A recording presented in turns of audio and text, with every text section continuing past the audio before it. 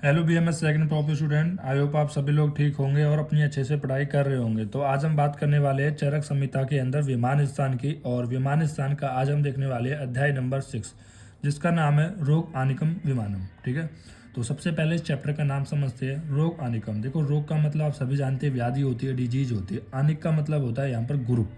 ठीक है, यानी कि यहाँ पर जो डिजीज के जो ग्रुप है इनके बारे में हम यहाँ पर बात करने वाले हैं। ग्रुप ऑफ डिजीज, या फिर हम ऐसे कह सकते हैं कि डिजीज का हम क्लासिफिकेशन यहाँ पर देखने वाले हैं। ठीक है, तो सबसे पहले हम यही देखते हैं रोग भेद प्रकरण, जिसको हम कहते हैं क्लासिफिकेशन ऑफ डिजीज। देखो यहाँ पर दो भेद से बताया गया है। तो पहले दो भेद से, एक होता है प्रभाव भेद से। प्रभाव भेद से देखो डिजीज दो प्रकार की होती है, एक होती है साध्य, एक होती है असाध्य। मतलब ऐसी डिजीज जिसको हम क्योर कर सकते हैं उसे हम साध्य कह सकते हैं, और ऐसी डिजीज हम जिसको क्योर नहीं कर सकते उसको हम असाध्य बोलते हैं। ठीक है, और उसके बाद आता है बल भेद से। अब बल भेद से भी डिजीज दो प्रकार की बताई गई है। पहली बताई है मृदु, दूसरी बताई है दारुण। मृदु मतलब ऐसी डिजीज जो माइल्ड हो, माइल्ड मतलब हल्की हो, ज़्यादा बड़ी ना हो। दारुण मतलब ऐसी डिजीज जो बहुत ज़्यादा सीवियर हो।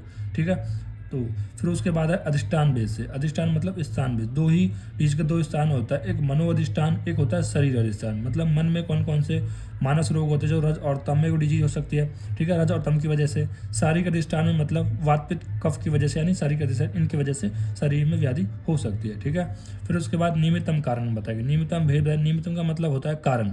अब देखो यहाँ पर डिजीज के दो कारण बताए गए हैं, एक होता है निज, एक होता है आगंतुज।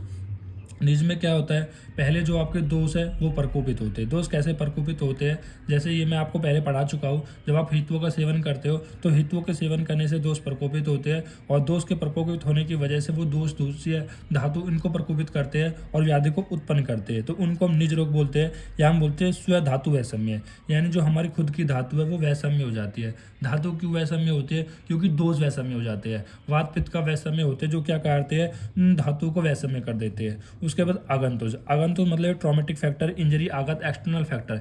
जैसे कि आप चल रहे हो, चलते चलते किसी का एक्सीडेंट हो जाए तो वो सारे फैक्टर यहाँ पर आगंतुज के अंदर आते हैं। और इसमें क्या होता है, इसमें पहले रूजा होती है, मतलब पहले व्याधि हो जाती है, देन उसके बाद जो हमारे जो दोष है वात पित्त का वो बाद में जाके प्रकोपित होते हैं।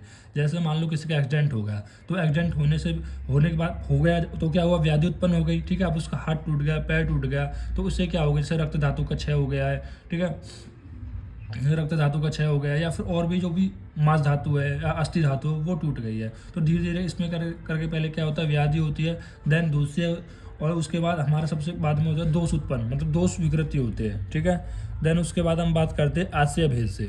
तो आशय भेद से यानी कि दो स्थान बताए गए हैं। एक होता है आमाशय में सुमूतन, मतलब आमाशय में स्थान होता है व्याधि का, या पक्वाशय में होगा। तो यहाँ पर जो ये मैं क्या बता रहा हूँ, डिजीज का क्लासिफिकेशन बताया गया है। जैसे इस चैप्टर का ही नाम है रोगानिकम विमानम, यानी कि यहाँ पर ग्रुप ऑफ डिजीज के बारे में पढ़ते हैं। ठीक है, तो यहाँ पर हमने कुछ पैरामीटर दिए कि दो भेद से, कि प्रभाव भेद से, बल भेद से, अधिष्ठान भेद से, निमित्तम जिसको हम कारण भेद से बोलते हैं, आशय भेद यानी स्थान भेद से।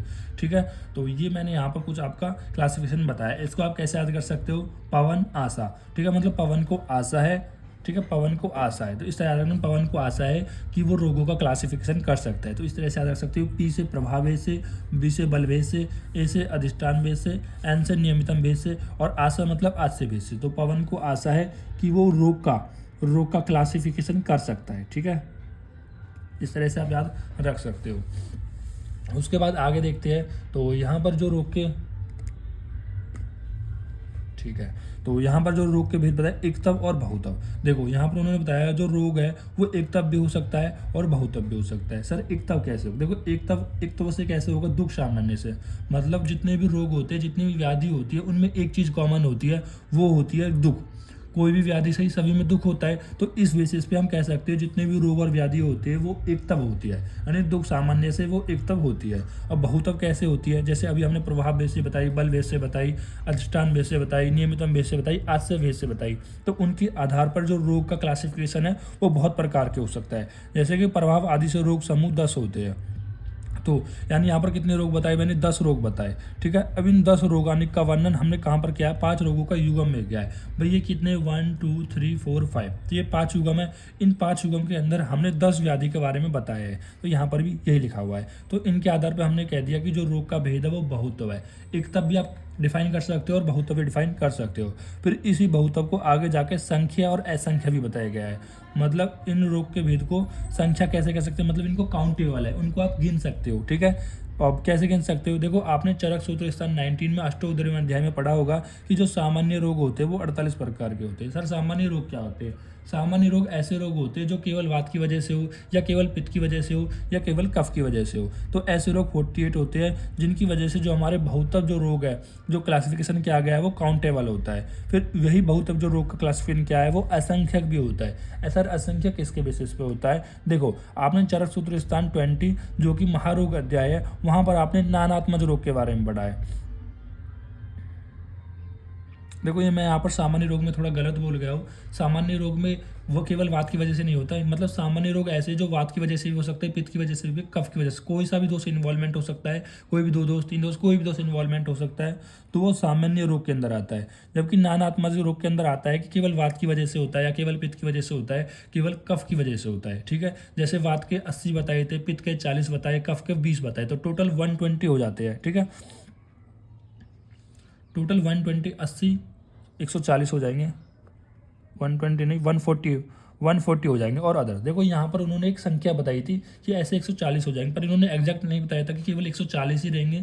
वात की वजह से केवल ऐसा ही नहीं कि 80 प्रकार के नानात्मक रहेंगे, नानात्मक रोग रहेंगे, उससे भी ज़्यादा हो सकते हैं। वो तो आपको समझने के लिए, याद करने के लिए वो वहाँ पर उन्होंने बता दिया कि ज़्यादातर केसेस ऐसे ही मिलते हैं। इस वजह से पित्त की वजह से 40 बता दिया, कफ की वजह से 20 बता दिया, एक नंबर बता दिया जिससे आपकी क्लिनिकल में हेल्प मिल सके। पर ऐसा कोई फिक्स नहीं है कि केवल वात की वजह से 80 ही होंगे, पित्त की वजह से 40 होंगे, ये बहुत सारे हो सकते हैं। तो इनके बेसिस पर जो रोग का जो क्लासिफिकेशन बहुत्व के आधार पर किया गया है वो कैसा असंख्यक है, मतलब इनको आप काउंट नहीं कर सकते हो। ठीक है, और क्या बताया गया है संख्या का रीजन कि रगुन रगुन और वन और समुत्थान आदि नाम संख्य असंख्य बता। मतलब देखो यहाँ पे जो रगुन होते हैं, रगुन क्या होते हैं? रुजा वेदना। ठीक है, और वन वन मतलब आप कह सकते हो यहाँ पर लक्षण के आधार पर। और समुत्थान, समुत्थान आप जानते हो स्थान, समुत्थान समुत्थान या फिर आप बोल सकते हो कारण बेस से। ठीक है, ठीक, तो इनके बेसिस पर रगुन वन और समुत्थान के बेसिस पर तो हम कह सकते हैं जो रोग है वो कैसे होते हैं? असंख्यक होते हैं। भाई देखो भाई सभी में वेदना अलग अलग प्रकार की वेदना होती है, जैसे मैंने वहाँ पर बताई थी, वात में सुई चुभन जैसी पीड़ा होती है। ठीक है, और पित्त में अलग होती है, कफ की अलग होती है, वर्ण इनके लक्षण अलग अलग हो सकते हैं, समुत्थान कारण अलग अलग हो सकते हैं, स्थान अलग अलग हो सकते हैं। तो इनके आधार पर जो ये जो रोग का जो क्लासिफिकेशन किया गया है वो कैसा किया गया? असंख्यक है। ठीक है, तो ये यहाँ पर जितना भी आपके विमर्श वगैरह में जहाँ पर भी दिया था मैंने सारा यहाँ पर आपको कवर कराया। ठीक है, then उसके बाद हम बात करते हैं विभिन्न वर्गीकरण के आधार पर। ठीक है, अब देखो, अब क्योंकि रोगों के इन भेदों का करने वाला पुरुष भेद करने योग्य रोगों का भेद विभिन्न विभिन्न दृष्टि या कारणों या प्रकारों से करता है। देखो यहाँ पर किस पर डिपेंड करता है, यहाँ पर जो आप डिजीज़ का जो क्लासिफिकेशन कर रहे हैं, देखो अभी हमने डिजीज़ का क्लासिफिकेशन देखा, पहले हमने देखा कि जो प्रवाहवादी भेद से देखे, उसके बाद अदर फैक्टर भी देखे किस तरह से एकता बहुतव, ये सब भी हम क्या कर रहे हैं कि क्लासिफिकेशन कर रहे हैं, डिजीज़ का क्या कर रहे हैं? क्लासिफिकेशन कर रहे हैं। ठीक है, तो यहाँ पर भी अब यहाँ पर क्या बताया गया है कि जो विभिन्न विभिन्न वर्गीकरण कर रहे हो, जो विभिन्न विभिन्न वर्गीकरण का जो आधार है, किसका मतलब जो भी आप रोगों का आप वर्गीकरण कर रहे हो उसका आधार क्या है वो डिपेंड करता है। मतलब जो भी आप रोगों का डिजीज़ का क्लासिफिकेशन कर रहे हो वो उस इंसान पे डिपेंड कर रहा है कि वो कौन से पैरामीटर पे लेके उनको यहाँ पर डिवीजन कर रहा है। जैसे देखो जो कास है वो 5 प्रकार का होता है, वातज, पित्तज, कफज और छतज और क्षयज। ठीक है, फिर और उसके बाद कोई कास को 2 प्रकार का भी मानता है, क्यों? क्योंकि वो निज और आगंतुज मानता है। निज के अंदर 3 होते हैं, आगंतुज के अंदर 2 होते हैं। ठीक है, तो इस तरह से तो यहाँ पर भी जो ये बताया गया है कि जो आप विभिन्न विभिन्न रोगों का वर्गीकरण कर रहे हो वो डिपेंड करता है किसी भी ह्यूमन पे, इंसान पे, वो किस पैरामीटर्स को लेके उनका डिवीजन कर रहा है, क्लासिफिकेशन कर रहा है। जैसे कास्ट का एक नॉर्मल क्लासिफिकेशन लिया, कोई 5 प्रकार का बता रहा है, कोई 2 प्रकार का बता रहा है, क्लासिफिकेशन का तरीका अलग अलग है। तो उसके बेसिस पर यहाँ पर भी जो डिवीजन होगा, क्लासिफिकेशन वो अलग अलग होगा। उसके बाद आता है दोष विमर्श। देखो दोष विमर्श में यहाँ पर एक बात बताई गई है कि जो दोष होते हैं वो परिसंख्यात होते हैं, मतलब दोष तो भाई 3 ही होंगे। अगर शारीरिक की बात करें वात दोष, पित्त दोष, कफ दोष, मानसिक की बात करें तो रज और तम ही होगा। लेकिन जो व्याधि होती है वो अब अपरिसंख्यात होती है, मतलब वो तो बहुत ज़्यादा होती है, जबकि दोस्तों लिमिट है। ठीक है, तो उन्होंने फिर यहाँ पर ऐसे देखो इसका रीजन ही बताएंगे। अभी देखो पहले देख लेते हैं, जैसे मानसिक जो दोष है वो रज और तम है। तो रज और तम के विकार की वजह से यहाँ पर काम, क्रोध, लोभ, मोह, ईर्षा, मान, मद, शौक, चिंता, भय, हर्ष आदि इतने सारे रोग देखने को मिलते हैं। ऐसे ही शारीरिक दोष में जैसे वात पित्त कफ है, तो इनके विकार ज्वर, अतिसार, शोथ, श्वास में और कुष्ठ और आदि, तो ये सारे रोग देखने को मिलते हैं। ठीक है। और फिर यहाँ पर बताया कि जो मानसिक और शारीरिक दोष, इन दोनों दोषों कुपित होने के कारण, मतलब इन दोनों दोष कुपित होने का कारण नहीं होगा, मतलब इन दोषों के अलावा भी इन दोनों दोषों का जो कुपित करने का जो कारण होता है वो आसात्मेंद्र सुयोग, प्रज्ञा, अपराध और परिणाम। मतलब देखो, मानसिक दोष और शारीरिक, इन दोनों दोषों को कुपित कौन कर सकता है? आपका त्रिविध कारणम होते हैं, जिसको हम बोलते हैं आसात्मेंद्र सुयोग, प्रज्ञा, अपराध और परिणाम। अगर इनके बारे में आपको पढ़ना है तो आप एक बार चरक सूत्र स्थान 11 चैप्टर देखना, वहाँ पर मैंने आपको पढ़ाया है। ठीक है। अष्टविध तरीके के अंदर भी पढ़ाया था त्रिविध रोग कारणम। ठीक है, वो आता है तो वहाँ पर आप देख सकते हो। ठीक है। तो सबसे पहले उन्होंने क्या बताया कि जो दोष है वो संख्या होती है, जबकि जो व्याधि है वो होती है अपरिसंख्या होती है। इसका रीजन अभी हम आगे देखेंगे। उन्होंने बताया जो जैसे कि मानसिक दोष, रज और तम दो ही है, लेकिन उनसे बहुत सारे विकार हो सकते हैं, जैसे क्रोध, काम, क्रोध, लोभ, ईर्ष्या सॉरी। और जो शारीरिक दोष है वो वात पित्त कफ ही है, लेकिन उनकी वजह से विकार बहुत ज़्यादा हो सकते हैं, ज्वर, अतिसार, शोथ, श्वास, महाकुष्ठ वगैरह, ये सब चीज़ें। ठीक है। और जब मानसिक दोष और शारीरिक दोष दोनों को दूषित करने का या कुपित करने का जो कारण होते हैं वो कौन कौन से होते हैं? प्रशासन, प्रज्ञा, अपराध और परिणाम।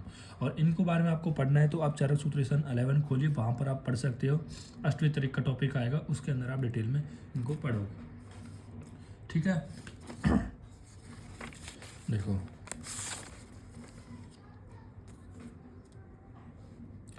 अभी जो मैंने आपको यहाँ पर पूछा था कि जो दोष है, मैंने बताया था कि जो दोष है वो संख्या होती है, लेकिन व्याधि अपरिसंख्या होती है। तो यहाँ पर इन्होंने एक तरीके से रीजन दिया गया है, दोष त्रय में सभी रोग, मतलब जो 3 दोष होते हैं, वात पित्त कफ है, उनके अंदर सारे रोग आ जाते हैं। तो दोष संख्या है, लेकिन तो इनमें रोग असंख्या कैसे होते हैं? वही वाला रीजन है, मतलब वही वाली क्वेश्चन है कि जो दोष है वो तो संख्यात है, लेकिन इनमें जो रोग है वो असंख्या कैसे होते हैं? देखो, जो रीजन बताया गया है कि प्रकोपित दोष की वात है, पित्त है, कफ है, प्रकोपित कारण को भेद से।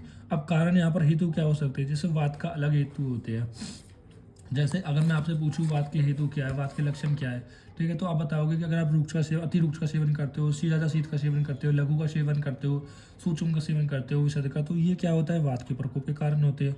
और हर एक जो हेतु होता है वो अलग अलग जाति को उत्पन्न करता है। ऐसे ही पित्त के होंगे, ऐसे ही यहाँ पर कफ के होंगे। ठीक है।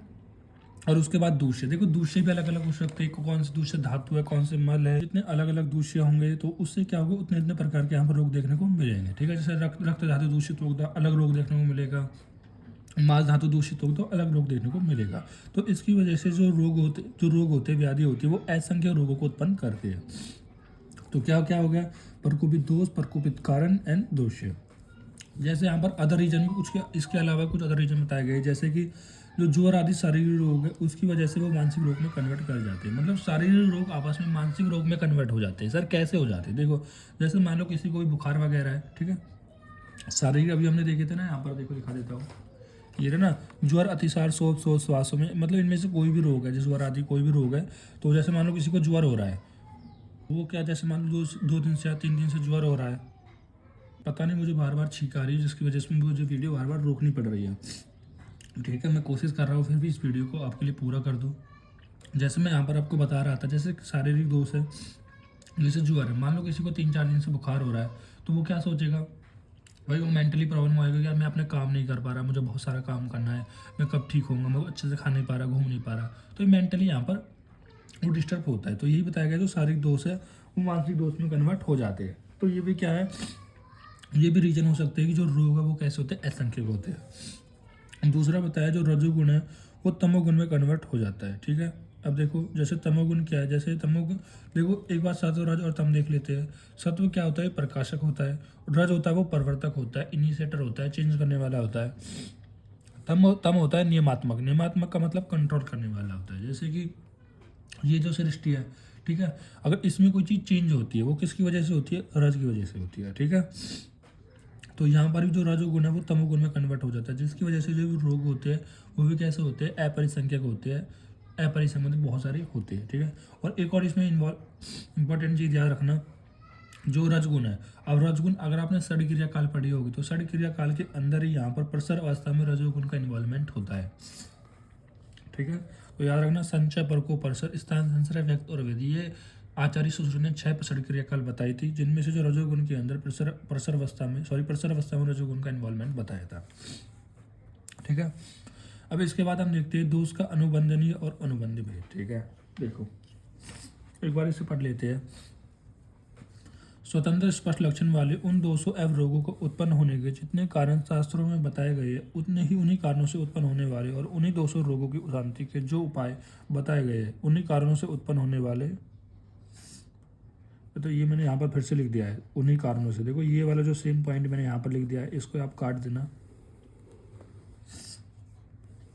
ठीक है, उसी से ज्ञान शांति होने वाला अनुबंधी होता है। देखो अब अनुबंधी, देखो दो नाम दिए गए हैं, एक नाम दिया गया अनुबंधनीय और एक दिया अनुबंध। नाम में कंफ्यूज मत होना। देखो अनुबंधनीय क्या होता है, मतलब जो भी इसके स्वतंत्र है, ये स्पष्ट इसके जो भी लक्षण है, ठीक है, और इनमें जो भी दोष है और रोगों को उत्पन्न कर रहा है और उनके जो कारण बताए गए हैं, ठीक है, उनके जो कारण बताए गए, ठीक है, मतलब उन कारणों की वजह से वो उत्पन्न होते हैं और इन कारणों की वजह से वो ठीक हो जाते हैं, चिकित्सा हो जाती है, तो वो क्या होते हैं, अनुबंधनीय होते हैं। ठीक है, अभी समझते हैं। देखो अभी समझते हैं अनुबंधनीय को। देखो जैसे अनुबंध है, जैसे पहला बताया स्वतंत्र मतलब किसी अन्य पर आश्रित ना हो, मतलब ये अनुबंधनीय जो रोग होते हैं वो किसी और पर डिपेंड नहीं करते हैं। ठीक है, अभी मैं इसके एक मॉडर्न से भी एग्जांपल बताऊंगा तो आप अच्छे से समझ सकोगे। देन उसके बाद है व्यक्त लिंगो मतलब जिसका जो लक्षण है वो स्पष्ट हो जाए। ठीक है, वो कैसे रोग होते हैं, अनुबंधीय रोग होते हैं। फिर दूसरा होता है यथो समुत्थानम परसमो, मतलब जो उसका लक्षण, मतलब जो उसका कारण बताया गया है उसी कारण से वो क्या हो जाए, ठीक भी हो जाए। जैसे कि रोगों को उत्पन्न होने के जितने कारण शास्त्रों में बताए गए हैं, उन्हीं कारणों से उत्पन्न होने वाले उन दोषों के रोग की शांति भी हो जाए, मतलब जिस कारण की वजह से वो प्रकोपित हो रहा था उसकी वजह से वो शांति भी हो जाए, तो ऐसे रोग को हम अनुबंधीय रोग कहते हैं। देखो अनुबंधीय रोग, चलो एक बार अनुबंध रोग को और बता देता हूँ। अनुबंध रोग क्या होता है, इसके विपरीत होता है, मतलब वो स्वतंत्र नहीं होता है। ठीक है, मतलब ये ऐसा रोग होता है जो किसी और पे डिपेंड करता है। ठीक है, दूसरा इसका विपरीत लक्षण क्या है, व्यक्त लिंग। अब इसका क्या होगा, स्पष्ट लक्षण करने वाला। अब इसमें क्या होगा, इसके स्पष्ट लक्षण नहीं आएंगे तो उसको अनुबंध कहेंगे। तीसरा यथोक्त समुत्थान परसम, मतलब जिस कारणों की वजह से प्रकोपित हो रहा है उन कारणों से वो ठीक नहीं होगा, तो उसे हम कहते हैं अनुबंध रोग। इसका मैं नॉर्मल सा एग्जांपल लेता हूँ कि आपने सभी ने एड्स के बारे में पढ़ा होगा। ठीक है, एड्स के बारे में सुना होगा। तो एड्स में क्या होता है, आपकी जो इम्यूनिटी है वो वीक हो जाती है। ठीक है, अब इम्यूनिटी वीक होने की वजह से आपकी बॉडी में क्या होता है कि बहुत सारे डिजीज हो जाती है, जैसे कोल्ड भी हो जाता है। ठीक है, कोल्ड हो जाता है या फिर अदर इम्यूनिटी रिलेटेड कोई प्रॉब्लम आ जाती है। ठीक है, मतलब नॉर्मली जो भी है वो सारे हो जाते हैं। ठीक है, जैसे हम एड्स में मान लेते हैं कि मेन टीबी होता है। ठीक है, मान लो कि एड्स का वैसे टीबी होता नहीं है, मान लो कि एड्स का जो प्राथमिक लक्षण है वो टीबी है, तो अब उसके जो और अक्षर लक्षण क्या होंगे, जैसे जुकाम हो गया, अदर बैक्टीरिया हो गया, डायरिया हो गया, वोमिटिंग हो गई, तो ये क्या है, उसके अप्रधान लक्षण है। तो इसका जो मेन लक्षण है, इसका वैसे मेन लक्षण क्या है एड्स का मेन लक्षण है कि हमारे इम्यूनिटी सिस्टम को बहुत ज़्यादा वीक कर देता है। ठीक है, ठीक है, तो अगर आपको एड्स को एक आध मेन सिम्टम लिखना है तो आप लिख सकते हो कि सबसे ज़्यादा आपने पढ़ा होगा कि अगर आपने क्लास 12 का याद है ह्यूमन पॉपुलेशन वाला चैप्टर की, उसमें लिखा हुआ था कि वेट भी बहुत ज़्यादा कम हो जाता है। ठीक है, अभी आपने नहीं पढ़ा होगा तो मैं रिलेट करा रहा हूँ ताकि आप थोड़ा सा रिलेट कर सको। ठीक है, कि वेट आपका बहुत ज़्यादा लॉस हो जाएगा, बुखार वगैरह आ जाएगा, पसीने वगैरह आ जाएंगे, डायरी वगैरह हो जाएगी, ये सब चीज़ें। ठीक है, तो ये हो गया हमारा अनुबंध रोग और अनुबंधनीय रोग। अब अनुबंधीय रोग क्या है उसके विवरण मैंने बता दिया। जो अनुबंधीय है वो क्या प्रधान है, अगर आप इसकी चिकित्सा करोगे तो अनुबंध की यानी अप्रधान की अपने आप चिकित्सा हो जाएगी। ठीक है, एक तरीका से ये होस्ट वाला है कि होस्ट के अंदर जो है वो डिजीज होती है कि मैं ज़्यादा मतलब इसको घुसो, बस आप नॉर्मल समझ लो कि अनुबंध में प्रधान होता है, इसकी चिकित्सा करेंगे तो अनुबंध की अपने आप चिकित्सा हो जाती है। ठीक है, उसके बाद आता है अग्नि तथा प्रकृति प्रकरण। देखो यहाँ पर थोड़ा कट हो गया है। ठीक है, तो ये अग्नि तथा प्रकृति प्रकरण। देखो यहाँ पर 4 प्रकार के अग्नि बताई है, तीक्ष्ण अग्नि, मंद अग्नि, शम अग्नि और विषम अग्नि। ठीक है, तो इनमें हम देखते हैं, पहले दोष देखते हैं कि तीक्ष्ण अग्नि के अंदर कौन सा दोष प्रधान होता है। तो तीक्ष्ण अग्नि के अंदर पित्त दोष प्रधान होता है और मंद अग्नि के अंदर कफ दोष प्रधान होता है, इसलिए मंद होती है। सम अग्नि के अंदर त्रिदोष शम होते हैं और विषम अग्नि के अंदर जो त्रिदोष है वो प्रकोपित होते हैं। लक्षण क्या है भाई, यहाँ पर क्या है भाई, तीक्ष्ण अग्नि है। भाई तीक्ष्ण अग्नि है क्यों, क्योंकि पित्त दोष बढ़ा हुआ है, तो पित्त दोष बढ़ा हुआ है तो आप जो भी खाना खाओगे, ठीक है, चाहे मात्रा गुरु खाओ, द्रव्य गुरु खाओ, वृद्ध खाओ, विषम खाओ। आज बहुत ज़्यादा स्नीजिंग हो रही है। ठीक है, तो इसका क्या कारण है बताओ आप लोग। ऐसा तो नहीं है कि हमारे एयर में कोई अलग अलग प्रकार के एलर्जेंस आ गए हैं। ठीक है, तो इसके बाद हम यहाँ पर बात कर रहे थे तीक्ष्ण अग्नि की, तो हमने बताया था कि तीक्ष्ण अग्नि के अंदर जो सभी प्रकार का भोजन जैसे मात्रा वर्ग गुरु आहार हो और द्रव्यत गुरु आहार हो, विरुद्ध हो, विषम आदि हो, वो जितना भी आहार है वो आसानी से पच जाता है। देन उसके बाद है मंद। तो मंद में क्या होता है कि हमारा जो कफ दोष है वो प्रधान होता है, ठीक है। और इसमें क्या होता है, तीक्ष्ण अग्नि के विपरीत लक्षण होते हैं। जैसे इसमें क्या रहा, जितना भी खाना खा रहे थे वो पच जा रहा था, तो इसमें अग्नि मंद है, तो उसमें आप जो भी खाओगे वो नहीं पचेगा। अब इसमें क्या है, चरित दोष समय। अगर आप मिथ्य आहार विहार का सेवन करोगे तो वो कैसी जो अग्नि वो आपकी विकृत हो जाएगी, ठीक है। ठीक है, अगर आप यहाँ पर नॉर्मली बढ़िया खाना खाओगे, सम मात्रा में खाओगे, उचित मात्रा में खाओगे तो दोष सम रहेगा। विषम में क्या होता है, इसमें 3 दोष प्रकोपित रहता है। तो सम के विपरीत लक्षण, तो सम का जो भी विपरीत लक्षण है कि अगर आप मिथ्या आहार विहार से विकृत हो रही थी, तो यहाँ पर क्या है, यहाँ पर आप सम भी खाओगे तो भी क्या है, वो विकृत ही रहे, क्योंकि इसमें जो त्रिदोष प्रकोपित है, ठीक। तो ये आज का लास्ट टॉपिक रहने वाला है, ठीक है। तो इसमें एक दूसरी प्रकृति वाले रोग, देखो ये ऐसा आप पढ़ चुके हो, इसमें कुछ ऐसा खास है नहीं। तो यहाँ पर वातज की, पित्तज की और कफज की एक तरीके से चिकित्सा ही बताई गई है, ठीक है। जैसे वातज रोग है, वातज रोग क्यों हो रहा है भाई, आप वातज हेतु का सेवन कर रहे हो। सर वातज हेतु क्या क्या हो सकते हैं, कुछ नहीं है, वही आपको श्लोक अगर आपको याद होगा, चरक सूत्र स्थान 1 में मैंने बताया था कि रुक्षम शीतम लघुम सूक्ष्म चलो विशदम खरम, ठीक है। तो इसमें क्या होगा, वातज हेतु की वजह से वात कुपित हो जाएगा, इसकी वजह जो वल है, वर्ण है, सुख है, आयु, इनका नाश हो जाएगा, और वात जन्य जितने भी रोग है वो दुख उत्पन्न करते हैं। अब इनकी चिकित्सा क्या करनी है भाई, मैं बात के लिए बता चुका हूँ। स्नेहन स्वेदन बेस्ट होता है, और स्नेहन उष्ण मधुर अम्ल लवण युक्त मृदु से संशोधन आप करा सकते हो, शोधन का प्रयोग करा सकते हो। स्नेह उष्ण आदि गुण युक्त आहार का प्रयोग करो। देखो मुझे नहीं लगता मुझे ये चीज़ बार बार एक्सप्लेन करनी पड़ेगी कि स्नेहन है, स्नेहन की वजह से कब बढ़ेगा, वात कम होगा, उष्ण है, उष्ण वात को कम करता है, ठीक है। ये सब चीज़ें मुझे बार बार बताने की जरूरत नहीं पड़ेगी। जैसे मधुर अम्ल लवण है कि 6 रस होते हैं, मधुर अम्ल लवण कटु तिक्त कसाय, तो ऊपरले जो 6 रस होते हैं वो कफ को बढ़ाते हैं, वात को कम करते हैं, तो इसलिए ये वात को कम करेंगे, ठीक है। तो मुझे ऐसा नहीं ये होना चाहिए कि बार बार मैं इन चीज़ों को एक्सप्लेन करूँ, क्योंकि आप सेकंड प्रोफ के बच्चे हो, आपको चीज़ें पता होंगी। देखो आवाज़ थोड़ी मंदी हो सकती है या फिर आवाज़ थोड़ी ख़राब आ रही होगी, इसके पीछे का रीज़न यही है, पता नहीं इन्वायरमेंट में कौन सा एलर्जन वगैरह आ गई है, ठीक है। तो जिसने मेरा जो छींक बहुत ज़्यादा आ रही है और गले भी थोड़ा ख़राब सा कर दिया है, ठीक है। तो इसने उष्ण आदि गुण युक्त आहार का प्रयोग कर सकते हो। कह रहा है इन्हें युक्त द्रव्यों से अव्यंग, मतलब जो भी है आपने इसने उष्ण मधुर अम्ल ये भी जो द्रव्य है तो इनका आप अव्यंग करा सकते हो, अपना करा सकते हो, ठीक है। और बांधना, उद्वेष्टन, अनुमर्द मतलब मालिश वगैरह करा सकते हो। परिषेक, अवगाह, ठीक है। आप देखो मुझे नहीं बताना चाहिए कि परिषेक क्या होता है, अवगाह क्या होता है, ठीक है। तो परिषेक और अवगाह अगर आपको पता है तो आप कमेंट में जरूर लिखना, क्योंकि इसको मैं काम पर पढ़ा चुका हूँ चरक सूत्र स्थान 14 में, ठीक है, श्वेत अध्याय में, ठीक है। मुझे नहीं लगता है बार बार मैं चीज़ों को आपको एक्सप्लेन करूँ, ठीक ठीक है। पर लेकिन मेरे मन को कभी कभी लगता है कि इतनी तुम कहाँ ही मेहनत करोगे, तो इसलिए मैं बता देता हूँ। देखो परिषेक क्या होता है कि जो भी आप गरम गरम जो वात घन क्वाथ बनाते हो, वात घन मतलब वात को कम करने वाली ऐसे क्वाथ बनाते हो, तो उसको आपको अंगों पे गिराना है, वो परिषेक होता है। अवगाह में क्या होता है, जो भी वातगन क्वाथ थी उस वातगन क्वाथ को किसी टब में डाल देना और जाके आप उस टब में बैठ जाना, वो क्या होता है, अवगाह होता है। संवहन तो संवहन क्या होता है, तो वो एक तरीके से देह को मिंडवाना है बोलते हैं। फिर होता है अपीड़न, अपीड़न का मतलब है देह दबवाना होता है, ठीक है। फिर होता है विस्त्रासन, ठीक है, विस्त्रासन मतलब भय उत्पन्न नहीं करना है। सुरा का सेवन करना है, आसन करना है, मदिरा का पान करना है, ये भी क्या करते हैं, श्रामहर होते हैं, ठीक है। और अनेक प्रकार के स्नेह को दीपनीय, पाचन, वात और विषय कारक द्रव्यों संस्कार का प्रयोग करना है, और वस्ती करना है, क्योंकि वस्ती तो श्रेष्ठ होती है, ठीक है। उसके बाद पित्त प्रदान सेम वही है कि पित्त हेतु का सेवन करोगे, पित्त प्रकोप करोगे, बलवर्ण सुखायु का नष्ट करोगे।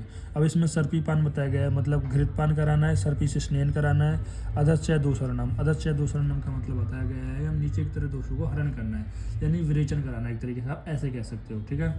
मतलब विरेचन के द्वारा दोषों को नीचे की तरह से गुदामास से बाहर निकालना है। मधुतिक्त कषाय, अब मधुतिक्त कषाय क्यों लिया गया है, क्योंकि पित्त को कम करते हैं, और शीतल जल भी पित्त को कम करता है। औषध का प्रयोग करना है, मृदु मधुर और सुगंधित शीतल द्रव्यों को सेवन करना है। हृदय के लिए जो हितकारी हो गंधों का सेवन करना है। जो मुक्त है, मनी है, मतलब आपने देखा होगा पियर वगैरह, मोती वगैरह, ठीक है, ये सब चीज़ों को, मनी है, बीज है, छाती पर धारण करे, ठीक है, चंदन का लेप लगाए, ठीक है। चंदन का लेप लगाए। एंड सोमान्य च सर्वभावोन्मिति, इसका मतलब क्या होता है कि सौम्य भावों का सेवन करने से पित्त विकारों का शांत होता है। तो याद रखना, जितने भी सौम्य जो ठंडे भाव है उनका सेवन करोगे तो पित्त विकार में हमेशा आपको राहत मिलेगी। नॉर्मल सी बात है, बहुत ज़्यादा गर्मी पड़ी है तो आप क्या करोगे, ठंडा ठंडा पानी पियोगे, ठंडे ठंडे एसी में बैठोगे, कूलर में बैठोगे, ठीक है। तो इस तरह से उसके बाद कफ वरदान में कफ हेतु की वजह से कफ का प्रकोप होता है। तो इसमें तीक्ष्ण उष्ण संशोधन कराना। देखो बात में क्या था, मृदु संशोधन था, इसमें तीक्ष्ण उष्ण संशोधन है, तीक्ष्ण संशोधन है, यानी वमन करवाना है। कटोतित कसाय रस वाले द्रव्य रूच पदार्थों का सेवन कराना है। कब बढ़ा हुआ है, दौड़ना है, तैरना है, घूमना है, कबड्डी खेलना है, कुश्ती खेलना है, मैथुन करना है, व्यायाम करना है, मृदन करना है, स्नान करना है। स्नान करने से भी कफ का कम होता है, याद रखना। उपटन लगाना है, तीक्ष्ण एंड ब्रह्म द्राक्ष सेवन करना है। धूम्रपान, सर्वदा भोजन नहीं करना है। गर्म कपड़े गर्म स्थानों पर रहना है, ठीक है। और सुख की प्राप्ति के लिए सुख का त्याग कर देना। सबसे बेस्ट यही पॉइंट लगा है मुझे, सुख की प्राप्ति के लिए सुख का त्याग कर देना है। क्योंकि अगर आप लेटे रहोगे, सुख में रहोगे, तो आपकी बॉडी में कफ और ज़्यादा प्रकोपित रहेगा। लेकिन अगर आप वहीं दौड़ने स्टार्ट कर दोगे तो आपकी बॉडी में व्यायाम करने की वजह से कफ का अपने आप शमन हो जाएगा। तो इस तरह से नहीं, अभी कुछ छोटा चैप्टर बचा हुआ है, छोटा टॉपिक बचा हुआ है। ये बचा हुआ है राजवैद्य के गुण। तो राजवैद्य के 3 गुण बताए गए। पहला बताया गया है सर्व रोग विशेषज्ञ, सर्व कार्य विशेषज्ञ, सर्व भेषज तत्वज्ञ हो। तो सर्व रोग विशेषज्ञ का, विशेषज्ञ का मतलब जानते हो कि अपनी फील्ड में श्रेष्ठ होना, मतलब जो रोग की विशेषता को जानने वाला हो, जो रोग की विशेषता को जानने वाला हो, जो चिकित्सा कार्य को जानने वाला हो। और यहाँ पर तो जितना भी औषध है, मतलब जो भी औषध है उनके तत्वों को जानने वाला हो, ऐसे वैद्य जो होता है वो राजा के योग्य वैद्य होता है। देखो पहले के टाइम पर राजा होते थे तो इस वजह आप समझना है, ठीक है। लेकिन आज के टाइम पर आप ऐसे समझ सकते हो, जो भी वैद्य है वो रोग के बारे में और चिकित्सा के बारे में और औषध के बारे में अच्छे से जानता है, वो वैद्य श्रेष्ठ वैद्य होता है, ठीक है।